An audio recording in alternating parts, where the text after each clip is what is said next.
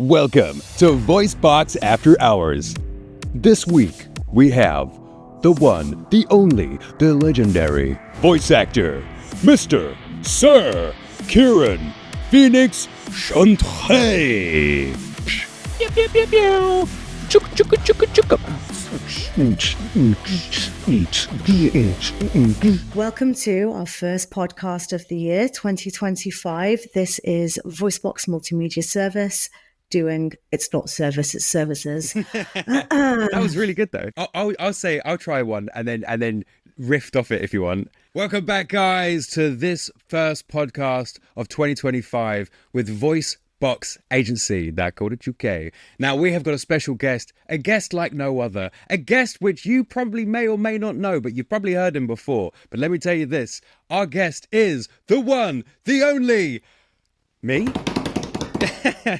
Joined today, we have the fantastic, the incredibly talented Sophie from VoiceBox Agency, who gets everything done, is a legend! Yay!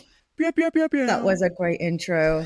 Today we have a wonderful guest, Kieran.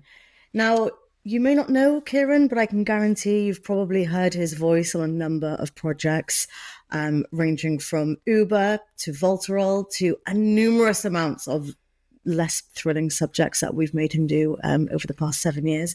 Kieran, very lovely to have you here today. Thank you for having me. Absolutely. So today we want to cover a couple of topics with you that kind of lean into the accessibility space, but are generally more aimed at the voiceover industry, if you like.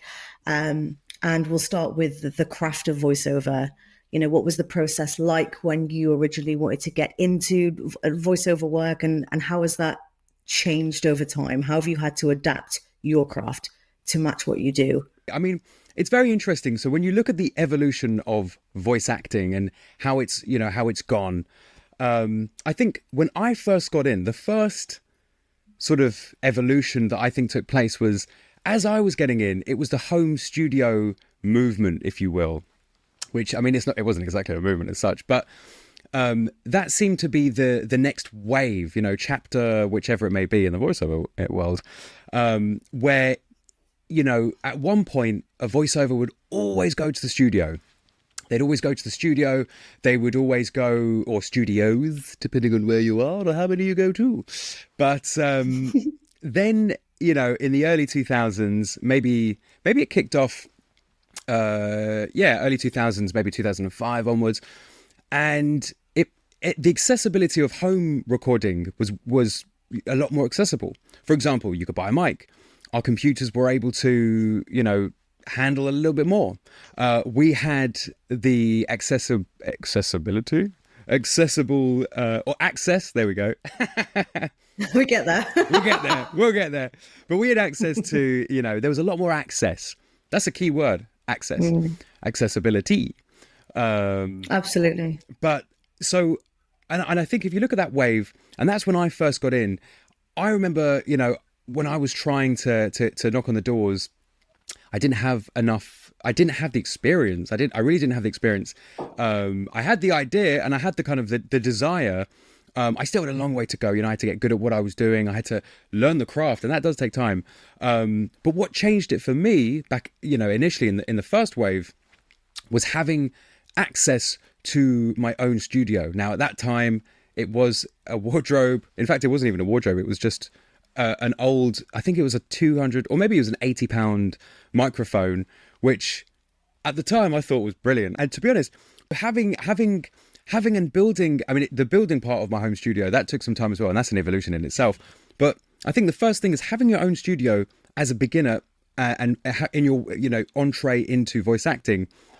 You can practice your scripts. You don't have, because I remember the first few jobs that I ever had, I went to a studio, and at that time, you'd go to a booth and there'd be a room full of people and they're all quite serious looking and they're all judging you and they're like, what is he doing? Why is he not doing this properly? Does he know what he's doing?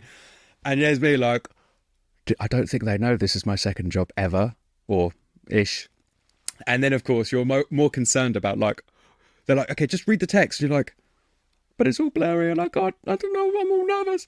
So having the home studio really kind of, what's it called? Repetition. You can get a script and you can practice. You can repeat your style, repeat how you read, get used to being in front of the mic. And so that was the first wave, having the home studio. That created a boom. That opened it up for many people around the world. And it also opened up the accessibility of working with other, globally. All of a sudden, your business is now not limited to just going to certain studios. By the way, love studios. And we need to keep studios, by the way. Like, I love home studios, but studios, big up the studios. But it was another kind of step forward. Now, if we go to the next step beyond that, the home studio revolution is in full swing. Now, some studios, they're all a work in progress. Some are fantastic. Some are in the early stages. And we should always encourage and support everyone's setup. If you, for example, if you're an agent or if you're a production company, or if you're whoever it may be, and you hear the studio's not quite as good and you know a thing or two, maybe ask just say, hey, what setup you got? Share the knowledge. Sharing is caring. I think that's what we need to do in this age. Sharing. I find that sound engineers are the most untapped resource in the industry. They're always wonderful people in studios. And I think we've worked together going on 7-8 years now. And I have sent you to studios on jobs before where I've just given you a vague address and a vague brief and sent you on your way. And I think that as a company, we've definitely seen the evolution of home studios, because we used to have a studio. And then when COVID hit, we obviously weren't in the office anymore and we didn't need to bring people in to record. People found ways to record at home. The downside, of course, is having people who I think have got less experience. We've had samples given to us where, much like you might hear whenever you speak to me, Kieran, the doorbell is ringing, or there's dogs barking in the background, or there's car alarms going off. And whilst that's fine because I'm a bit crap at doing a podcast, that's not what you want when you're trying to sell a product on television. We need that broadcast quality. It's funny though, because when you actually enjoy what you do and it is good fun, and there's a buzz that you get from creating, no matter what kind of project it is, you get those emails. Even to this day, I've been doing voiceovers, it's over 15 years now. I can't remember when I last calculated the length. I remember it's like, I've been doing it 15 years. It might be 16 now or 17, but that shows my age. Nah, it's about 10 years. I'm mine. But even now, after all that time, when projects come through, and you look and you get the email or you get a call or whatever it is, you're like, wait, like you still get the same kind of like, it's quite fun. It's a really nice feeling. Absolutely. But amazing. Well, yeah. On the accessibility side, I know that some listeners will have seen that VoiceBox is pivoting into an accessibility space, because whilst we serve broadcast and film, a lot of our services cross beautifully into the accessibility space. And it's something that we've really been pushing on sort of the last 18 months. And obviously, Kieran, we've used you for an awful lot of audio description projects for blind content consumers. How have you found the pivot into less branding, more accessibility? I know that voiceover is voiceover. However, I think you can be the first to say there is a very big difference with voiceover acting and audio description reading, which generally tends to be a bit more without bias. Or maybe you disagree. Maybe you think that audio description recording, it's on you to create that atmosphere for a blind content consumer. I wonder how much of it is acting on your behalf in terms of you've got to set the scene for a consumer of media who is visually impaired. How do you feel like your voice can really set? Do you feel like you need to be a bit unbiased and just factual? Or do you feel like you need to be creating the atmosphere with tone of voice, or just kind of, because I'm not visually impaired, and I often wonder how difficult it is for those that are to kind of get an atmosphere, not just from music, which of course they can hear, but from the AD voice. I wonder how much acting goes into it.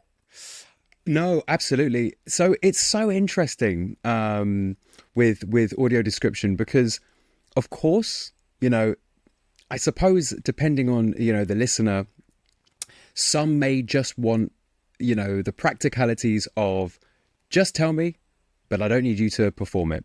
But then some of the audience may want and quite like the fact that the voice actor has not just read the lines, but almost performed the lines. It's like, look, here's a special performance just for you, because why should you have to be treated any differently? We should really have less of an experience. Exactly. Absolutely. Yeah. And I think what's very interesting is, even AD in itself is its own genre of how a voice actor would perform. So, for example, there might be some types of AD where it is just more factual. Just like if you zoom out of AD and then you look at voiceover as a whole, and then you zoom into explainer videos. Explainer videos are more about, here's a corporate read. Here's the information. I'm going to tell you the information, and I'll do it with a smile. But it's just kind of, I'm not going to overact it, and it works.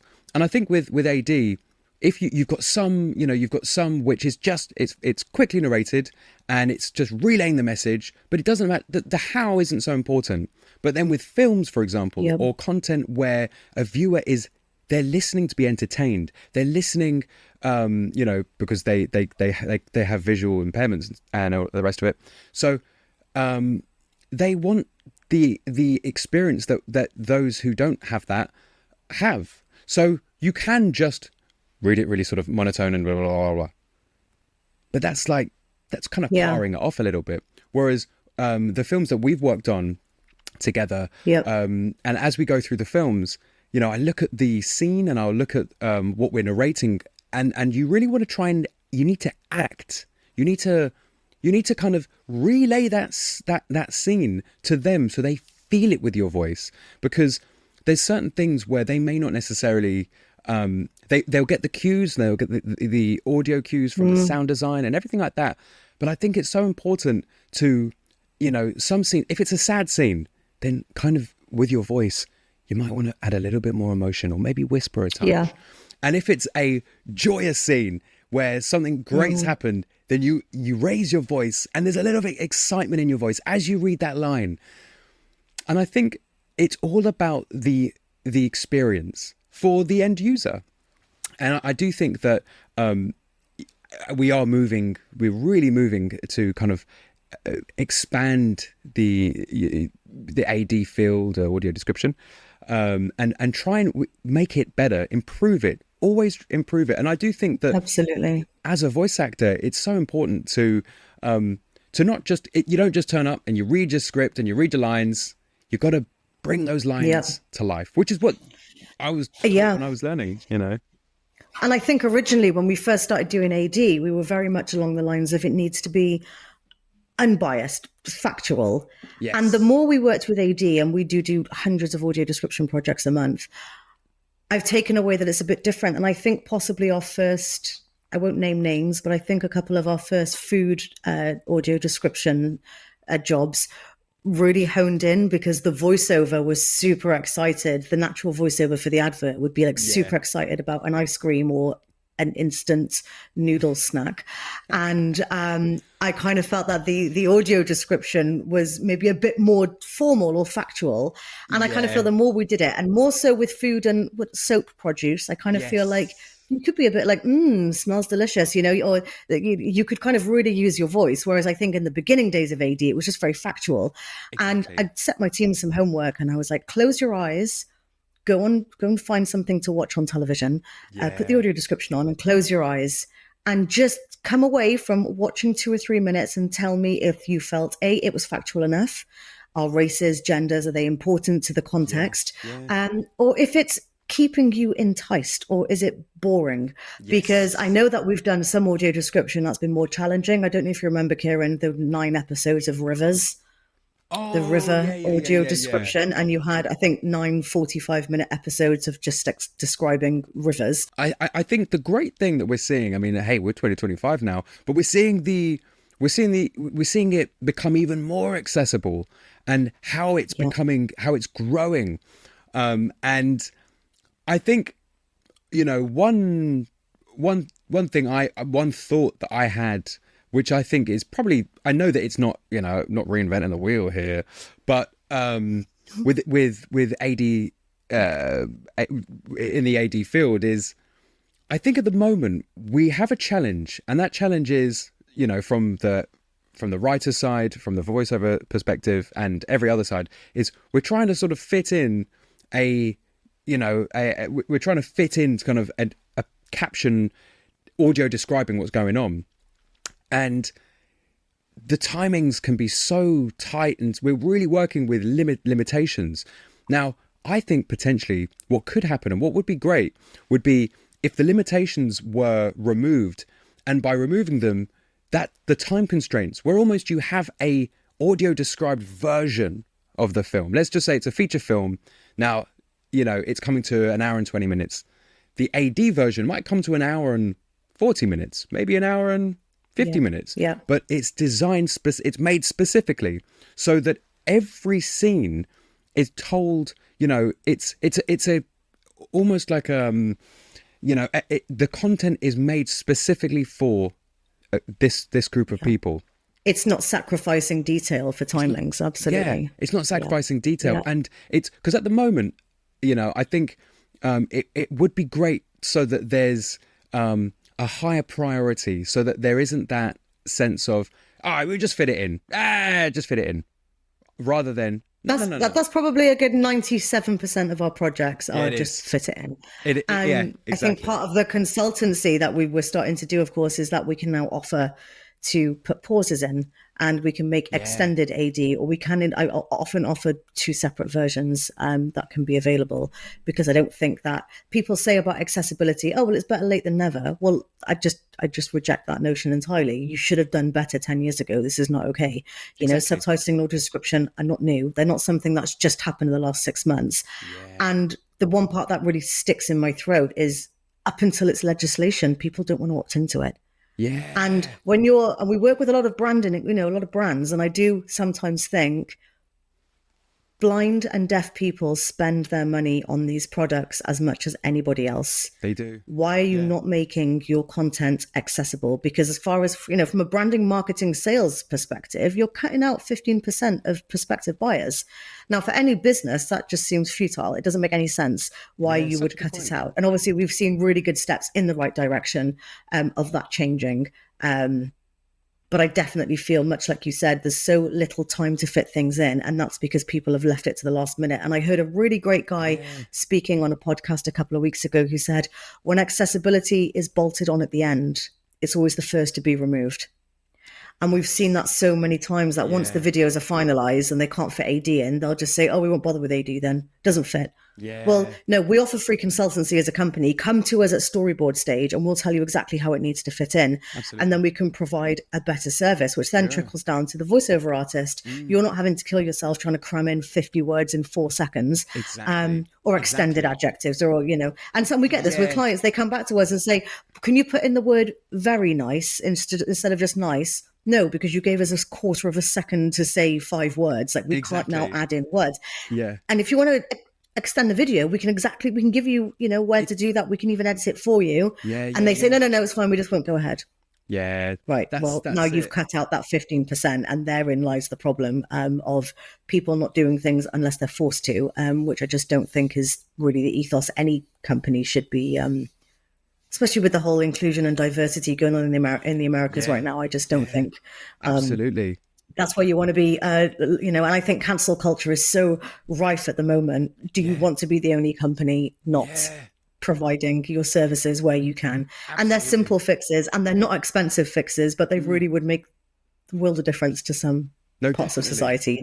Most definitely. I mean, given the technology and the capabilities we have today, I mean, with AI and there's so much that is able to, these limitations that are currently in place, they can be so easily removed. We have the tools. We have the tools, and we just have to have the will. And I think it's the will that people were just like, it's okay. And it's like, no. It's not okay. If you were in that position, I don't think you go, it's okay. I think you might have a completely different opinion. And this is something I think about all the time. I'm not, as I've said a couple of times, but I don't have any impairments. But I often think about things, and probably more so in the past 18 months when I've been really heavily educating myself into the world of accessibility. But even going as far as wheelchairs, I often look at ATMs, cash machines, and I'm like, well, that's quite high up. What happens if that's the only one? Because sometimes you just get a hole in the wall, as they're known, and you can't reach it. Or is your risk of being mugged higher because you're having to lean up, out and up? I don't have to put myself in those shoes, thankfully, but it does constantly ring alarm bells. You know, pregnancy tests for blind women. There's a million and one things that need to change in the accessibility space, not just in digital media, but in media generally.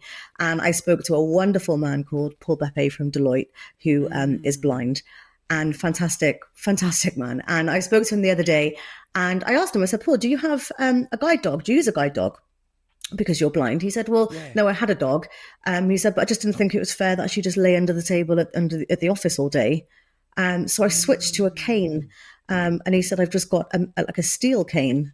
And I said, oh, that must be a little bit of an ankle thwacker. And he said, well, yeah, if people can't see it, they get in the leg with this metal cane. And, you know, and I do, I'm going to meet him next week, actually, but I do often wonder just to navigate your way around getting out of bed, getting on the tube, going into work, and doing that all completely sightless, especially when only a third of, I mean, you look at accessibility in terms of wheelchairs, only a third of tube stations have got elevators, lifts. Yeah, exactly. And I kind of feel like you wouldn't want to get stuck in Covent Garden and be blind, because I can barely walk those steps and I can see. I'd have a stitch. Yeah. So I often wonder, like, just how could we definitely could be doing more, but not just in the digital space. 100%. You know, but PDFs are not screen reader friendly a lot of the time for people who are working in offices. So even if you go out of your way as a company and hire someone who's visually impaired, the tools that they need to do their job are you know, they've really got difficulties with that as well. And I just wish there was a way to make it all better. I just wish that there were fixes. I know, I agree. It's funny actually, because in some instances you can sort of take it back and think and ask the question, why is it like this? Why do people think like that? And it's very interesting. I've been saying this more comes about when I'm driving. And I think, why are people so angry? Like, people are mad angry on the road. I mean, I'm not the best driver, so that probably is why. I mean, I get mad angry. Yeah, give me a Deliveroo on a bike, and I've lost for the rest of the day. Yeah, absolutely. But it's really interesting, because I think we live in a time where I feel, I mean, it's not across the board, but I think priorities of people unknowingly has shifted. I think some people don't realize that we should try and strive to be selfless rather than selfish. And I'm starting to sound like Christopher Livingston Eubank, because this is how he speaks at the best of times. But yeah, I mean, I think being more consciously being more selfless, to really have a conscious or make a conscious effort to, you know, all your actions to be like, okay, how does this make that person feel? How does this make that group of people feel? How does this make this person or whoever it may be? Rather than how does it make me feel? How does this benefit me? And I think that I remember, you know, sometimes just having, whether it be conversations or you see the actions of certain people or whatever it may be, you know, in some instances you'll go into a shop or you'll go somewhere and you go in and you're friendly, and of course we all have good days and bad days, and some people are just always rude and miserable. They just show no common courtesy, and you think, I wonder why that is. Are they just so in their own head where they're like, why should I be nice? Why should I ask this person how they're doing? I mean, it's not the end of the world, but you think that it grows, and then we grow in the wrong direction. Whereas if we have the attitude of, you know, it may not necessarily affect me, but if I can understand something, or if I can be empathetic and learn to sort of to help and to really use that sort of thought to get into how is it for them? I understand that now. My selfless energy grows. And, you know, it's funny because with AD, I never thought about AD ever before, you know, we started to working on it. And I would say AD was probably one of the only voiceover jobs, you know, I mean, I've done so many voiceover jobs, whether it is, because people always say, what have you done? And I'm like, literally everything. Oh, literally. No, but, you name it, I do it. Who wants my autograph? Yeah. Please take my autograph, please. But I think people have said, like, what's like really fun? And it's like, yeah, character stuff is fun, and doing voices and accents. That stuff's really fun. But what makes a difference is when you look at stuff like audio description. Like that's actually that's helping people. A lot of the other stuff, which is amazing, also it's informing people of this, it's informing people of that. Maybe it's entertaining people also. But AD, that's actually making a difference for the greater good. I mean, I can't. There's no reason why it's not. It's creating further accessibility, and it's looking at an area where there isn't so much, there isn't much content for people who are visually impaired, but they do want to enjoy the content and the media, or the films. And why shouldn't they? I mean, can you imagine having the visually impaired friend and there's 4 of you and one of you's blind and you want to go to the cinema? Do you just say, well, you can't come? No, you don't. You expect them to be catered for, as you should. Exactly. But I feel like it needs to be as common as having disability toilets, or parent and baby changing toilets, whatever they're called, or ensuring that there's a wheelchair ramp or there's disabled parking. It should come second to all of the, because it's the same accessibility service. It's for digital. And I feel like because it's for online, and I think the biggest gripe for companies is definitely comes down to financial. I don't think companies don't care. I think companies aren't educated to know that there's a need unless they have someone in their organization who's brought it to their attention. But I also feel like it comes secondly down to finances, because it doesn't affect them. They're not bothered about spending an extra £500 in fixing the issue.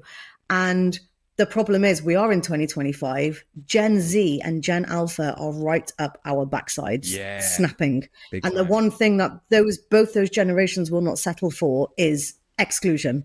They are very much the voice of the inclusive movement. And I feel this has come across even for things like pronouns, for the support of the LGBTQ and trans world. I feel like they are the voice of environmental, global warming, environmental change. They really have been the driving force of this. And I've got children who are both Gen Z and Gen Alpha. And I see it with them coming home from school and what the things they're learning about. And my littlest one, who is nearly 11, never gone through his mind to throw a piece of rubbish on the floor.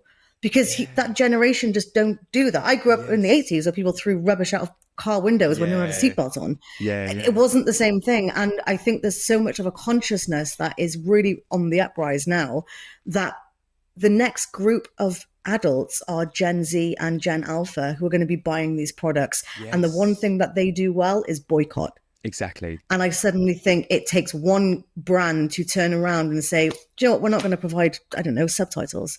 Because the shelf life of online content is only 30 minutes. They don't want to spend the money on something that's relevant for just 24 hours and it's not viral anymore. So suddenly we're churning out content like you wouldn't. Creators must be exhausted. They're churning out content as fast as we can possibly conceive the ideas. They're not making it accessible because A, they don't have time. And B, tomorrow the content will be dead.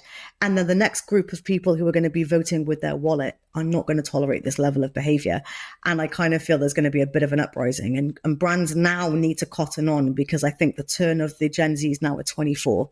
They're coming out of university. They're going to start earning adult money and they're going to vote with their wallet. They're already boycotting the likes of, I won't name names, but giant Chinese companies that are doing fast fashion.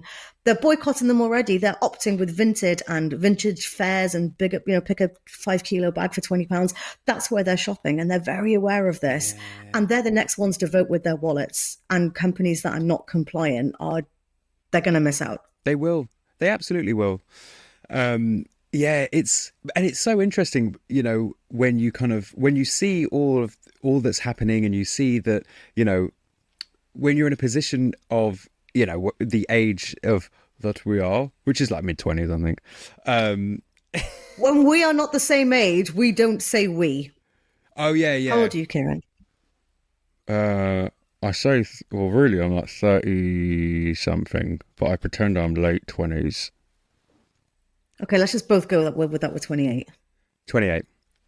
But you are jet setting in Asia all the time, and I think that does you the world of good. It keeps you young. That does. I am actually meant to be there this time, but I should be. It's delayed this year normally I'd be leaving. Yeah, you normally are there for January, crying about working abroad. And then of course, for listeners, we do get Kieran then working on an Asian time zone, which is horrific for him. Oh. And he's often in a wardrobe with padded pillows, saying, "I've brought my microphone. I'm fine to set up." And we do all sorts of time zones. But that is the beauty, the absolute beauty of, you know, when you learn about how to kind of use the tools at our disposal. You've got a nice travel mic, and you can go. I've recorded in, oh my gosh, tents. I remember I recorded in a tent in one country.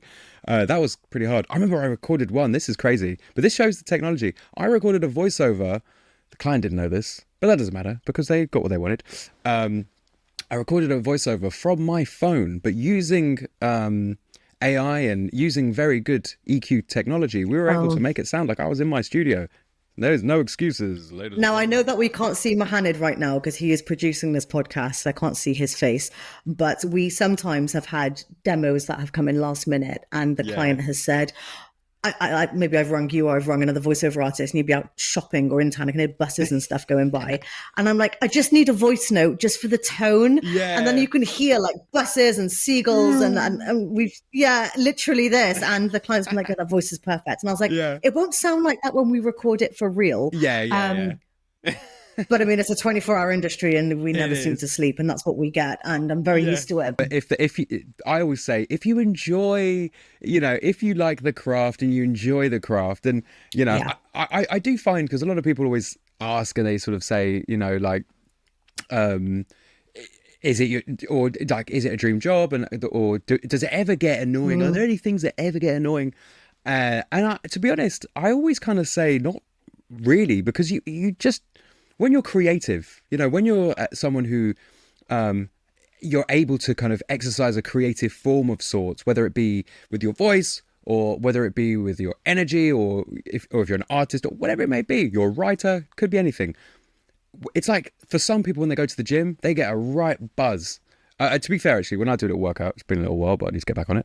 But when I do, and I've got my regimes, and I've got, you get this kind of, you get the pampa, and you feel like, I feel good. And it's the same when you collaborate with a good team, and you know, you're a bit of the whole project, and everyone's like, fantastic. And then someone else has the writing, fantastic. We've sorted this out, and the client is happy, fantastic. Like, that is. But you just described working with VoiceBox, Kieran, very well. That is literally the right team, the right writers, excellent. The client's always happy. This is why I love working with VoiceBox. Best team, best talent. That's what I like to hear. And you know, we always have a right laugh as well. And we always.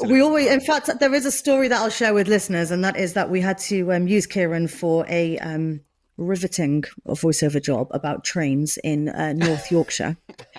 And Kieran had to do a North Yorkshire accent, which was very interesting, because I think it was only 2 weeks after we had to make Kieran be a Bradford Asian man for an Uber advert. And do you remember that one? And I was kind of going, Kieran, sound more Asian, more Asian.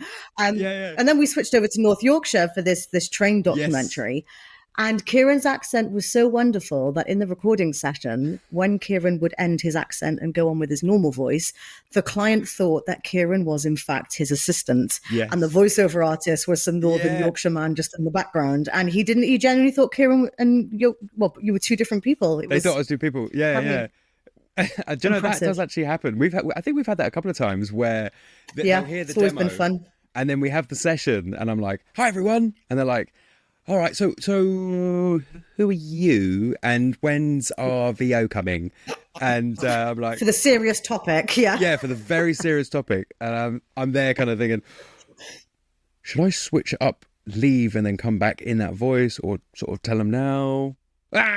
Just tell them now. I'm like, I got you guys. Yeah, and it's the same whenever we get voice notes. You know, we talk about it internally. Whenever Kieran sends us a voice note, I think we get 5 or 6 different accents.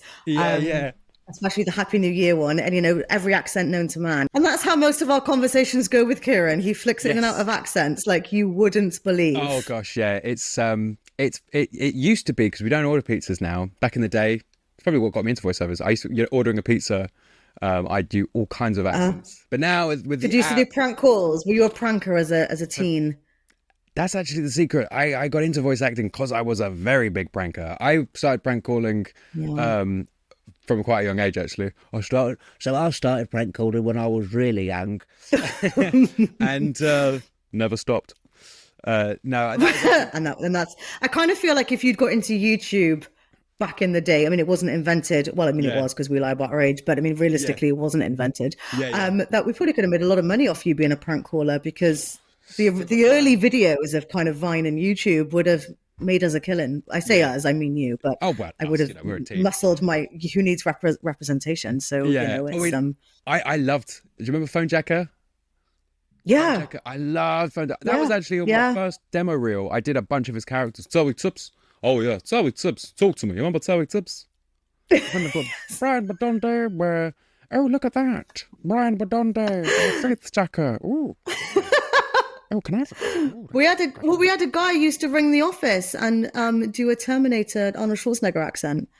And he'd be like, is there any like voiceover work going? And this was back when we weren't working remotely, and we'd all kind of look at each other and we'd be like, and like every couple of months he'd ring as the Terminator. And I was like, we've not really had any jobs for that accent. Yeah. Can you do any other accents? And he was like, I just do the Terminator. And I was like, I'll call you if something comes up, but it's not something that I generally get asked for a lot. You know, it's, could you do audio description and sound like Arnold Schwarzenegger? You know, it's not really something that comes up on a lot of briefs. I mean, so usually no.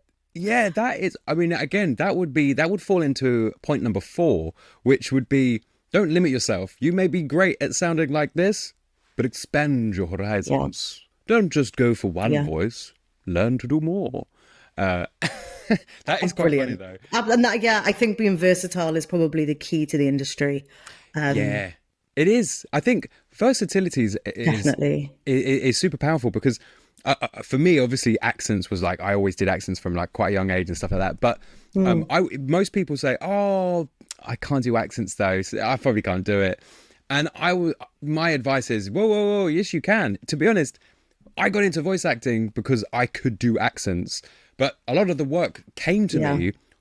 I mean, it's great that I could do accents, but more often than not, I do like 70% or maybe 75% it's my actual real voice, my own voice. Yeah, but it's just you're very RP naturally, though, aren't you? I can be, and I feel like there's a lot of, and it's interesting with voiceover because with branding, I think there's a very specific sound that brands tend to look for, but it's funny how it works because an awful lot of voice actors who have gone to drama school have had their regional accents sort of beaten out of them.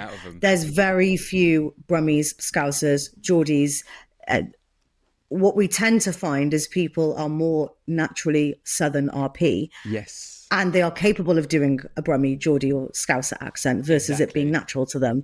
And sometimes we have, far and few between, clients who say, oh, we really want like a regional accent. We really want, like the Uber adverts we did, we really want like a Bradford Asian voice. Yes. Very, very specific. Whereas the majority of branding are kind of like no regional accents whatsoever. Yeah. And it's probably a topic for maybe another podcast that we do together, but because there's a lot of red tape around voicing and branding, and it's very interesting how some of the brands come to us.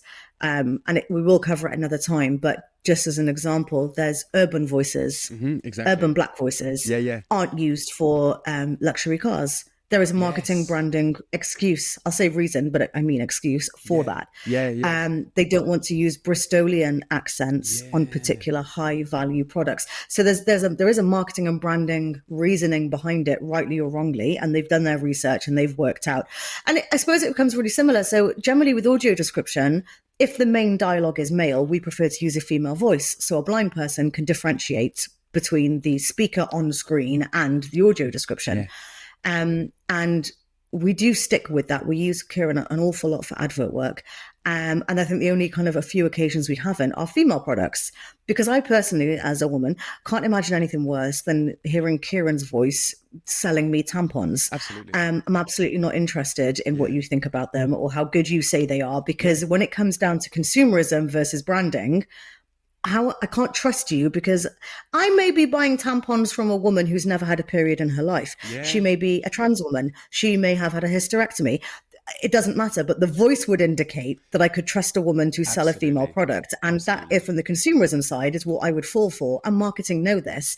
If it was Kieran, however, voiceovering the tennis advert of two women playing to sell tampons, I'd be kind of like, what do you know about tampons? Yeah. Why are you trying to sell me that? Exactly. But I think aside from that, generally, gendering has definitely become a thing of the past, depending on the product. But accent, there's definitely more prejudice against accents, without a doubt. Yeah. Without a doubt. There really is. And I think that is I think that's been going on for, it seems like a long time. And it kind of, unfortunately, it makes its way into, to I suppose mediums or media and stuff like that. But I do like the fact that things are beginning to open and movements are beginning to kind of like really change. And I always think that sometimes, I mean, I wouldn't say it's just ignorant, but some people just, I think of people sometimes have blinkers, and I think people are now removing their blinkers, or they're thinking a little bit more, very much like what I was saying before about the selfish and selfless. And I think, I mean, the mindful movement, I love, because believe it or not, I love to chill, and I love mindful. I actually genuinely love wellness and mindfulness. Yeah, I love mindfulness. I mean, I try to meditate, but I'm very fidgety, so it's very hard for me to sit still, because then I'm like solving other problems in my mind, and I'm like, your brain's ticking. Absolutely. My brain's ticking, like, oh, I could do that, or I could maybe do this. Maybe I'm not meditating properly. I can't sit still because of TikTok. I've got a concentration span of 10 seconds now. Yeah, it's hard. You get that sort of be entertained for any amount of time. And I think you're right with the whole mindful movement. It's the next generation. It is. I mean, the millennials are, we obviously are replacing Gen X, who are replacing boomers. But I think as this trickles down, a lot of the prejudices that were held further up. For example, black voices selling luxury cars is now being trickled down because, rightfully so, society has changed. This is definitely something I do want to cover on another podcast. But the black community now are not being held back as they once were. The black women are now being educated. They now have money to spend on luxury cars. Therefore, the advertising should be inclusive. And I kind of feel like it is the millennials downwards that are really driving this change. But that's something I definitely would like a whole podcast on, because it's fascinating. The evolvement of product and voices and even representation visually. But generally you don't just want to throw in the token black or the token disabled or the token blind. Representation, it's not fair and it's not okay. But it's definitely something that comes over in voiceover an awful lot. We have had people to say, make them sound more urban. And I'm like, when you say urban, what do you mean? And they don't want to say what they mean. And I kind of think I know what they mean, but I don't want to assume, because that makes me and it becomes a very interesting topic of how we need to. And voices are important. You might very well want a very, very old, very Oxford sounding lady. It might be really relevant to the brand. But when it's Black History Month and we're selling black TV programs on Sky, I don't want to hear a middle-class white man selling that. And this representation. And at the same time, I don't want the black voices to be reserved only for October when it's Black History Month. And it's their time to shine because they're the token voice. We should be hearing and seeing, and we're seeing it as a woman, we're seeing it in the beauty industry, foundation shades and, slowly representation. But it's coming slowly. And that is something I want to cover on another podcast with you, because I think it goes a lot deeper than just this. So Kieran, it has been amazing to have you as always. Thank you for having me. Absolutely welcome back anytime to discuss anything. For those of you that are listening, if you're watching this on YouTube, you will in fact see a link to Kieran if you want to check out his stuff. And if you're watching it on, we don't know where it's going to be. Wherever it's going to be. Wherever marketing are going to put it. Oh, knocked my £80 mic. Still not turned the lights off it. I'm just jealous because it doesn't change color. And if you are watching it on LinkedIn, it will be in the post if you want to go check out Kieran. Don't steal him away from us. He's a great guy, great voiceover, very, very flexible to work with, fantastic.